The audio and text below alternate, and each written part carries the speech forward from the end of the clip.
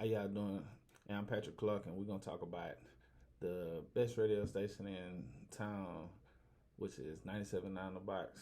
You know, they had other stations, hip hop stations that came, but they always kind of closed down or something happened where they changed owners or changed airways or whatever the case was. But 97.9 been consistent all of my lifetime. Since 1991, they kind of was like the pillar of hip hop in Houston. Like all of the rap music, all of the big time rap artists, if they was on a promo run, they was coming through 97.9 The Box. But the part I like about 97.9 The Box, probably like other stations too, they had to transition into this social media area. Like everybody had to go on several different platforms to kind of meet where the people was at.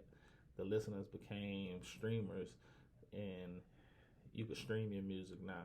You didn't have to actually listen to it on the radio. They didn't have the power, in a sense, at one point in time where, uh, an artist was introduced through the radio. At one point in time, it was a unique situation where each artist that was, coming to town, or each artist that was releasing music, they kind of was in uh, each radio station's playlist, but now it's not like that. And they transitioned to the social media area so they could catch artists that's buzzing or introduce things through social media and engage. I mean, some of the biggest news reports come from several different platforms, but they're just as a news station. They're just as, an influencer. All of the radio DJs are becoming influencers. They transitioning in every aspect. And one of the big key things about like their Instagram, like they got like 400,000 Instagram followers, and that's a lot for a radio station. So not so much that they have so many listeners, they control the airways of anybody that was wanting to listen to hip hop, and they also could touch individuals that's not even listening at the moment.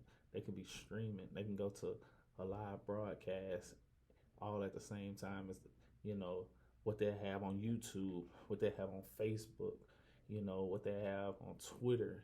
It's so much. If they want to put a message out, if they want to put some music out, or if they want to engage in advertisement, they have different avenues to sell their advertisement.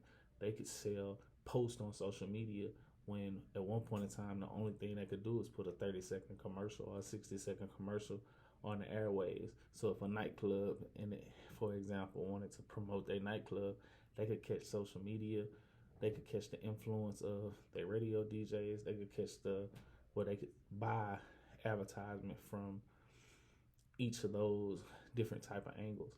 They wasn't just, at one point in time they were just, radio, but now I don't know if it's a different term for them as of today, but they are still a radio station in the traditional form, because we still listen to it in our cars, or but we also had the opportunity to tune in to a live on Instagram, a live on Facebook, a live on YouTube.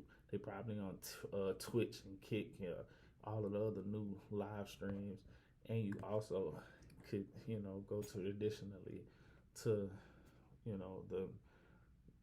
the FM radio station. But there you go.